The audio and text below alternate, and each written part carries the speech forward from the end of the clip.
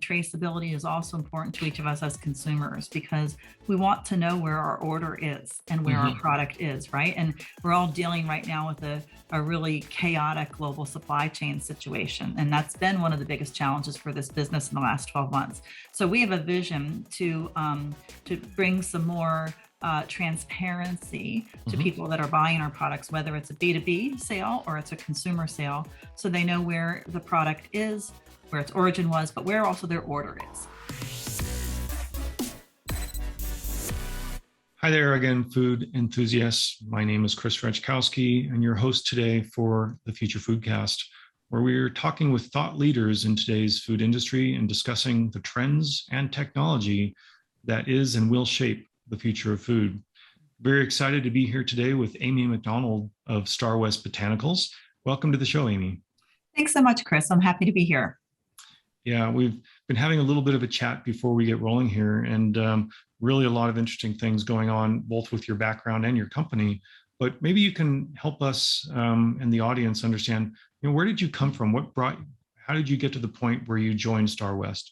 Yeah, thanks for asking. So my journey has been perhaps a pretty atypical one. So I'm actually a scientist by background, so microbiologist and biochemist who now is in a CEO role, but spent most of my career really growing through the sales and marketing channel. So I originally came out of school and went to work for Unilever for a number of years, and Unilever is a tremendous training ground for a number of things.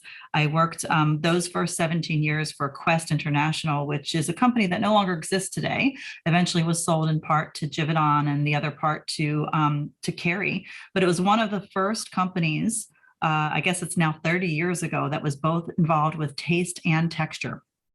So grew up in that community, went from the lab into a sales and then various leadership positions, but was both on the flavor side and the ingredient side. And as that business was divested and went to Kerry, I went to Kerry for a short period of time, but then really missed flavor. So I spent the next 13 years of my career in the flavor space, leading a Midwest company called FONA International that was recently purchased by McCormick. And was with them from kind of an infancy stage, under 20 million to over 100 million. And really a lot of my history, if you look at both Unilever and FONA, would be tied to that. But since that time in the last several years, I spent some time in the CBD space, running a company that was founded by the family that originated Muscle Milk. And then in June of this year, I joined Starwest Botanicals, and Starwest is a 45-year-old business, about 50 million in size, and it's owned now by private equity, Incline Equity Partners. And it's a business that's built around herbs, botanicals, and spices, which I think have a great foundation for what's happening in the wellness space today. And what we're hoping to do with this business is take its amazing legacy of what they've created with suppliers, quality standards, and transparency, and now take that into a new level of wellness and trust as things, and we're all as consumers understanding more about the power of plants. Wow. Well, I'm especially always happy to be talking with somebody who started out as a nerd also, and then went into the business side. Similar for me, engineering and science, and ending up doing what we're all doing here today. But it's really, I think it's great, especially you're in such a technical area that you're, really understanding all aspects of the business, from the technical, the marketing, sales, product side. That's great. Yeah, science foundation. And I love that I get to use that every day. So even though I'd say the last 20 years of my career have been around leading teams and running businesses, it's solidly based still on a foundation of, what the science behind these products is and how we can educate consumers, right? Especially as people are more focused on things like wellness to those pieces. So I find it a great foundation and exciting to use every day, and I'll still go back and dig in the lab when they let me. Yeah, I understand what that's like. Well, tell us a bit more about the range of products at Starwest before we really start digging into the wellness side and the sustainability, et cetera. But I'd like to hear more about all the types of products that you're providing. Yes, so it is a wide spectrum. I think Starwest is probably has one of the broadest spectrums of types of materials within this space. So 45 years, they would start initially with type of culinary spices, and now we have more than 3,000 SKUs that range from botanicals to adaptogens to spices and herbs, and even periphery types of things that might be found in a natural grocery store, an herbologist might have. So we're really about taking the power of the ancient history of most of these items and translating that to today's modern wellness. The shift that we're making as an organization is really about we have traditionally been a one-stop shop for a lot of things, thus the several thousand SKUs. And we're now going more towards purpose. Why do people buy these products? Do they buy them for culinary purposes? Are they buying them for wellness purposes? Are they buying them for beauty purposes or maybe DIY projects? And we're now like looking at our product categories and really understanding the why behind them, and we'll be reorganizing the space around that. Interesting. Well, you've touched on a few words and phrases that are very indicative, I think, of trends that are happening in the food and beverage and space, and the products that go into that food and beverage space. How do you see that, this 45-year-old company that may have started out as a spice company, Yes. is being shaped today by these trends? What are the trends that are really shaping your business direction? Yeah, it's a great question, Chris. So I think that we all have come into this with some preconceived notions around what consumers are looking for, but it was also really important for us as a company to do a study with our customers and with consumers. And what we hear from that is that clean label, of course, is important. That's been a trend for a number of years. Traceability or visibility to where something came from is another trend that is incredibly important, and something that I'm going to summarize as trust. So people want to know that the label that they are seeing when they're purchasing a product is actually what's in the product, and that they can time after time trust that that's going to be consistent. So when we think of the themes in terms of what's driving trend, and if you think of the whole wellness category, right, those come up time and time again. Where did this product come from? How can I trust that that's what's in there? And how does it fit in with my lifestyle where I'm trying to make some changes to clean living? And we do think that customers in general that are looking to a company like Starwest are living a lifestyle that is around clean, that's around sustainability.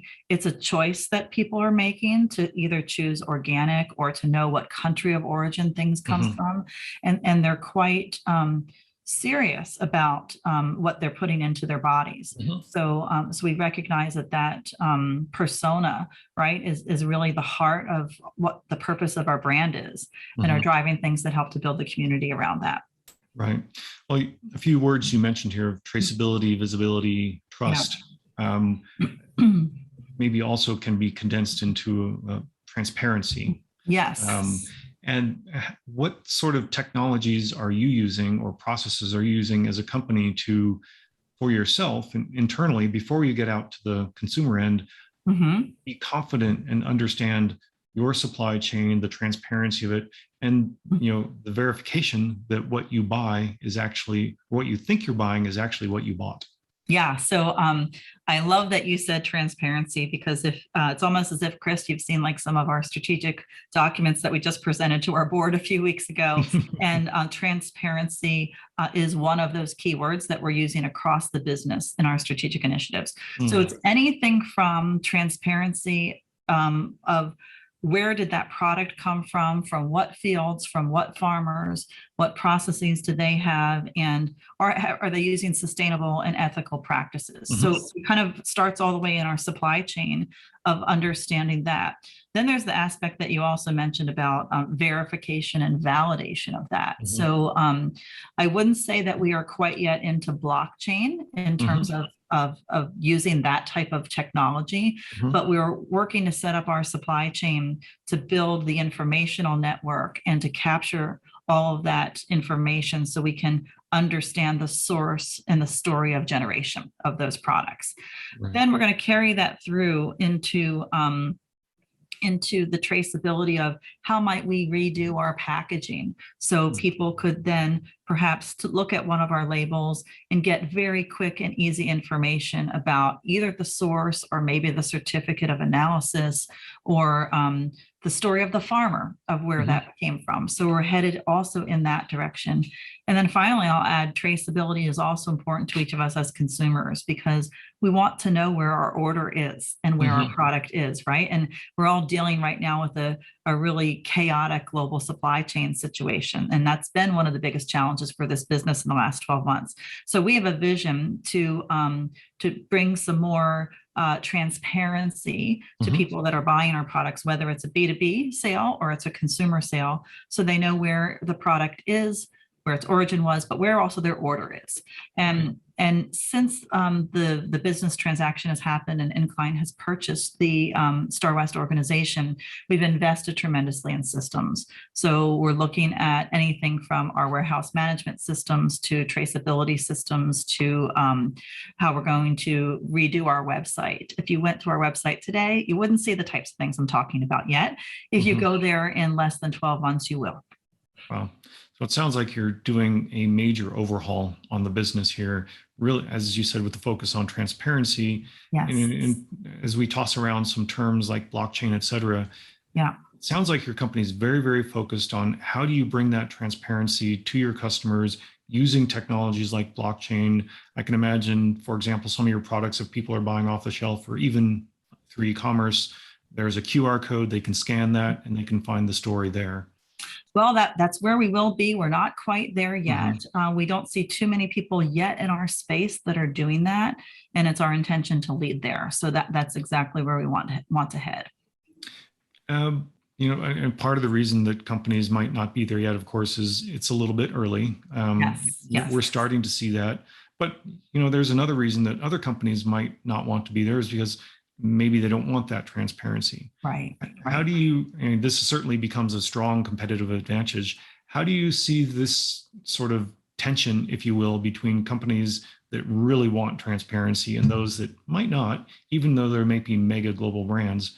How do you see that maybe shifting customer interest and where they're putting their purchasing dollars? Yeah, it's a great question. And, what we're really trying to do at Starwest and is a few things. One, we're trying to challenge the status quo.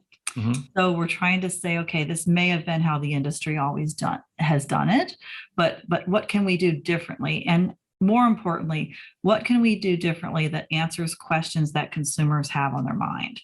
So what we really see happening is consumers are more curious than ever about the products they're eating. We think that COVID has incredibly elevated that from a wellness perspective. I mean, those months where we all might have been working from home or trying to increase our immune systems, and we're not completely out of all of that yet in many regards. So we know that the consumer is very conscious. So we like to take our lead by putting ourselves in the consumer's shoes and understand what they're curious about and what they're demanding, and then translate that through to how does that change business models and maybe break some of the standards that existed before. So you are right that there are some organizations and different industries that will be at a different pace on the transparency scale. We think what drives it really is the consumer, and that we need to get very close to them and listen to them and make sure that we're following their lead. Yeah, and I want to dig into the consumer side a little bit later, but yeah, toward the beginning of our discussion, there was a number of comments of wellness, and this is also a big focus for what your company is doing. Do you see that sustainability and wellness, do they blend together? I could imagine they do, but what do you see from your side? I think it does. I think that it starts again with who is it that buys these products and what is the lifestyle that they're living, right? So people that are trying to put additional wellness into their daily routine are typically also, they're getting more concerned about label, they're getting concerned about country of origin, they're getting concerned about consistency of product, and they're concerned about sustainability, right? So it has to translate from all the way from the product and the supply chain all the way through the final packaging. And I'll fully admit we have a ways to go on some of that. But we have an eye towards recognizing that consumer that is interested in this space is also the sustainable conscious consumer. And we have to close the loop on all of those things. So I think when we really dig down to like, why does this brand exist, right? What are we trying to do, whether it's in wellness or anything? I mean, if we're trying to help people to live modern wellness, that's everything from what I put in my body to how ethical and sustainable a company might be and what they're doing for the general good in the environment. So we're going to be aiming and focusing on that. That's where our journey is going to take us. And we want to build community around that type of thought process. So so we can hear and adapt very quickly to consumers' needs and desires there. Right. Yeah, I'm hearing this a lot as a theme and a trend in the sector. Of course, a lot of transparency maybe originates in what am I putting in my body? Is it really organic? Is it right? But that's, I would say, the pure physical health side. Yeah. And there's also the sort of emotional, mental health side. People really, and I think you're describing it also, we're seeing that people are actually making buying decisions based on, do I feel good about where this product came from, even if it's as good an organic product as I got from another region? Yes. And I think I keep symbolizing it to my team about care, right? Tapping into passion and care for ourselves as an organization and for those that we serve. And, we have been working with a 45-year-old organization. We've been working with some of our suppliers for decades and have seen those family businesses or those farmers evolve over that time. We absolutely need to invest in caring about them and telling their stories. And I think as a consumer, to me, it's very meaningful if I hear about, a village somewhere, or where we helped maybe to bring a technology somewhere, or we're helping a family turn a farm into a multiple generation entity. Like, those are all stories that, like, yes, important to us as a company, but I think as a consumer, like, I would tend to buy more from a company that's educating me about that than one that maybe isn't. I'd pay a few more cents for that, perhaps. And I think it just really is about care. And whether it's organic or whether it's wild crafted, all of those things are things we can embrace and tell people more about origin. And as we talk about origin, we can also help those communities.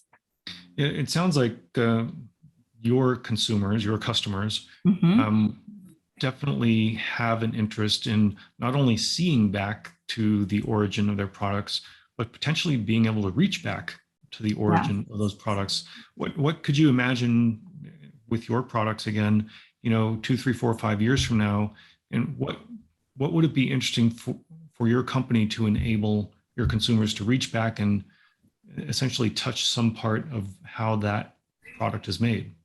Yeah, it's a great question that I think we're still in the early stages of ideating around, but we have talked about and envisioned, picture a QR code on our package that maybe is going to go to a video clip that shows you where that Ceylon cinnamon came from. And maybe it's an educational piece about Ceylon from different countries and what that might mean. So we do think that can then translate also back to those originators, that maybe because we're increasing education helps increase demand.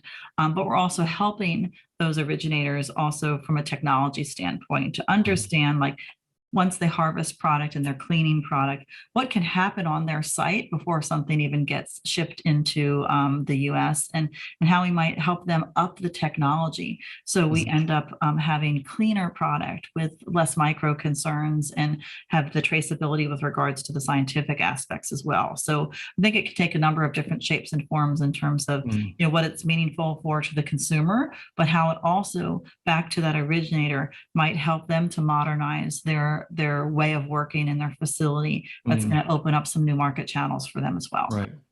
Yeah, it's an exciting period. We see these technologies coming in that enable us to instantly see around the world where the product came from.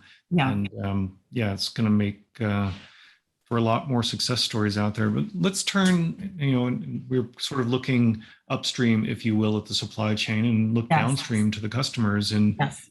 there's been a big shift over the last 18 months, say, Yes. on where consumers are buying their products. From the North American side, traditionally, of course, all bricks and mortar that's where you get your food products. Right. And in some cases, that hasn't been possible even these days. So e-commerce has taken a bigger role. How does that impact your business? We are trying to balance both. So because we have a tremendous legacy with wholesale customers that might have those brick and mortar stores that are struggling right now to attract people in because they're competing with the e-commerce aspects and the Amazons of the world. We're really trying to actively see how we balance both of those worlds and help those wholesalers still maintain strong community and educational pieces and things like that. While at the same time, if they are moving into the e-commerce channel, how can we help them with that and to compete there? So we do have a very significant portion of our business that is wholesale, where people have been with us for decades, and they've run these naturopathic stores, and they have people popping in, and they have people that have looked for advice. Well, if people aren't popping in and looking for that advice and going online, how do we balance that for that wholesaler? So we're trying to put ourselves in their shoes and come up with programs for them that will assist them. At the same time, we're going to be rebuilding our website and helping with an educational aspect of that and that purpose-driven why someone purchases a product, sort of going into journeys associated with that. So I don't know, Chris, that we figured out the right trick on this. It's certainly not an on-off switch to either one. It's a flexibility and a dimmer going back and forth with seeing the ebb and flow into how do we keep our existing base customers growing while at the same time we begin to turn some more things on for those e-commerce propositions. Yeah, I think we can all feel that in the market right now. If there's this big change happening, it's really hard to predict, what's going to be normal 5 years from now. And everybody's trying to keep their markers out there on as many spaces as possible. And it's kind of like the whole work environment too. It's just, I think that we're all still trying to figure out where it's going to land with regards to remote or hybrid working, right? So different industries and offices have been in different situations. We have happened to have worked all the way through COVID in the office. So we're in the food space, right? So we need to be here and getting product out the door. But like as we're attracting talent and bringing in new people, like there's more of a request and prominence for remote or hybrid work.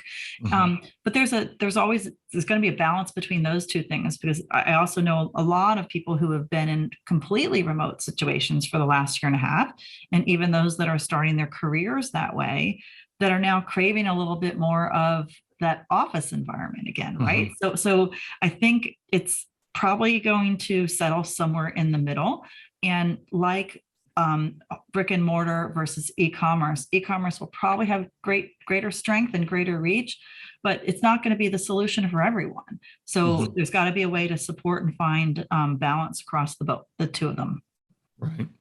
Well, I've seen all the way from early entrepreneurs, to people running $100 million plus businesses and $1 billion businesses, and like yourself, this real tension in dealing with e-commerce and how do you get out there, and people are looking at hiring influencers and being on different channels, being on different social media channels. How is that impacting your business, specifically on the e-commerce side? Yeah, we are fairly fresh in the e-commerce space. So very openly, we've done nothing yet with social media. So you won't find us there yet. We have to get into that space. And we know, like, from either influencers or affiliate programs, that is a way to drive the business. So we're beginning to enter there. But we also have the vision, which is why we're recreating our brand and our website, that we'd like to be more customer facing and consumer facing in that regard. So we're going to trial a lot of things. We're going to experiment a lot. And, what I found in my past life, which was a CBD world around the whole e-commerce stream, it's a lot of quick tests and failures and learning, and then try the next thing. So I think we're going to be in that same mode with performance marketing in Starwest, and trying to figure out like, what's the balance of what we do on social? What's the balance of what we do in terms of on our own website? How ultimately do we build community, and what's that channel going to look like? And we're just starting that journey now, so I'm not exactly sure how it's going to land, but I know it's going to be about iteration and experimentation. Right. Well, and I think it sounds like a really exciting position to be in, and you're relatively new in this company, bringing a tremendous amount of experience with you, and really it sounds like brought in to make some significant changes and evolve the company into what the market's going to look like 3 to 5 years from now. What are some of the, and you have to take a view on some of what these trends are leading toward. What are some of the bets you're making in terms of what key trends, what key results are you seeing 3 to 5 years from now that are driving the changes that you're making today? Yeah, I think we're placing a heavy bet on wellness. And we see that, while culinary will always be an important part of this business, we're going to place the energy around building wellness, whether it's understanding and communicating about adaptogens or nootropics, and just really understanding the reason why someone's consuming something and building that story around that. So big bet on the wellness side, again, focused on where we can get that full transparency, continue to have the trust. I think we lost your video feed. Oh, I apologize for that. I must have hit it with my hands. Sorry about that. I got you back. Yeah. Editing works. Yeah. Yeah. Let's continue. Yeah. So we're placing a big bet on wellness. We think that is botanicals and wellness, whether it's for B2B businesses, for new beverage development, dietary supplement development, pet nutrition, beauty, all of those things. People want to know the source of origin and understand, hey, this is lavender. I know what lavender is. This is what turmeric is. And we think there's just increasing awareness and desire for those types of products. So we're placing a big bet there. Yeah. We're placing a bet that people are going to look at wellness for a purpose. Why are they taking that product? Are they taking it for immunity? Are they taking it for helpful rest or sleep? Are they taking it for brain health? Are they taking it for energy? And we want to begin to organize our products in the categories of the purpose of why someone might be taking those. So our bets are going there. At the same time, we're not going to walk away from our tremendous history on the culinary side. There's so many of these products. Turmeric would be a great example. Is it's great for cooking, but it's also great for wellness. So, so we want to be able to embrace both of those things.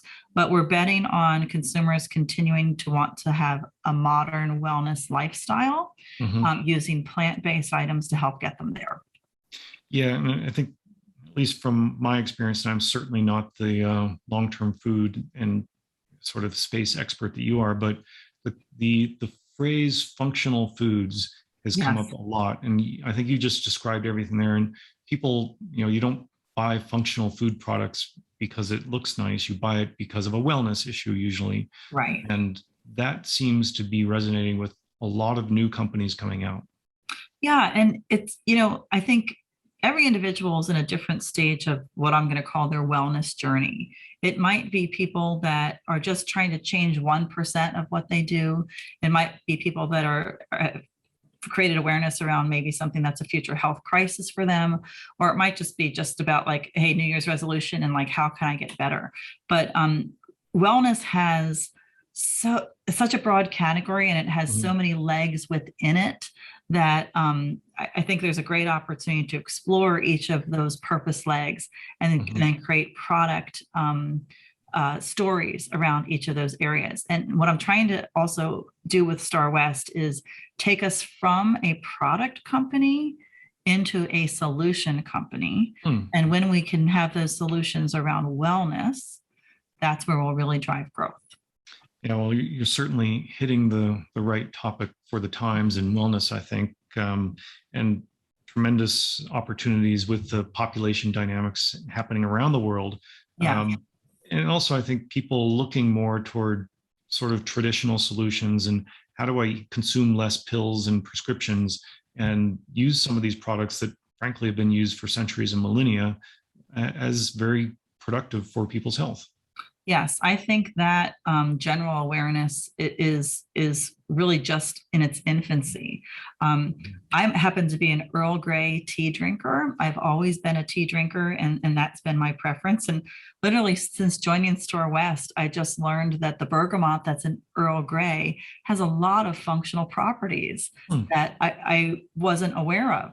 So I'm now thinking, okay, I can drink like 3 or 4 cups of Earl Grey tea a day and not just one, because I'm actually getting some wellness benefit from it. But, that's an education journey that was new to me for someone that's been in the food space for 35 years, right? So just think of how many more of these things there are that either as food professionals or as general consumers that we just need to bring out to the open, so people create awareness and then can make some of those changes, or maybe even give themselves permission to indulge in some of these things that have those additional functional benefits. Yeah. And I think that's saying a lot, a person with your experience and expertise, again, all the way from the scientific to spanning the whole spectrum of the business space, where you see this concept of functional foods and wellness, while that's always been a part of the space, but being much, much more of a focus going forward. Yeah. And when I think generationally, and maybe this is just because we all had such an eye on health and wellness through what's happened with the pandemic. I look at my 83-year-old parents who are now like taking different types of dietary supplements that are based on botanicals that I don't think 5 years ago they ever would have considered. And certainly both of my parents are individuals who don't like to take medications, right? So it's like now I see the shift that they've made. Then I see my 22-year-old daughter who is really all about, hey, I'm going to go to the smoothie shop and I want these boosts in my smoothie because this is going to give me energy and this is going to give me immunity protection, and very conscious around choices that she's making there. So I think that it's across a whole broad range of demographics, right? That people's attention to wellness is just adjusting, and the awareness that they have around, like you said, these products that have been out there in some cases for hundreds of years and used for their functional properties that are just really coming into their into the limelight now. Yeah. Well, I think this has been a tremendous 30 minutes probably for our viewers, and really because I think you're able to bring to us this rich history of very practical approach to the food and beverage industry, and really showing us what's actually happening in the future in this new area, bringing with it your commitments to transparency, trust, and bringing functional foods and sort of the wellness to the public. Well, thank you so much, Chris. I've enjoyed it tremendously, and excited for the future of this space, the future of Starwest, and where functional foods are headed. Excellent. Well, thanks again, Amy. Again, Starwest Botanicals is definitely on the rise with you there. And I'm looking forward to seeing the new website and the new ways that you're marketing your products. Thank you very much for being with us today. Thank you, Chris. It's a pleasure. Thanks for listening to Future Foodcast. Future Foodcast is powered by Farm to Plate, the leading food blockchain platform. Subscribe on YouTube or wherever you listen to podcasts to stay up to date with the very latest innovations in the food industry.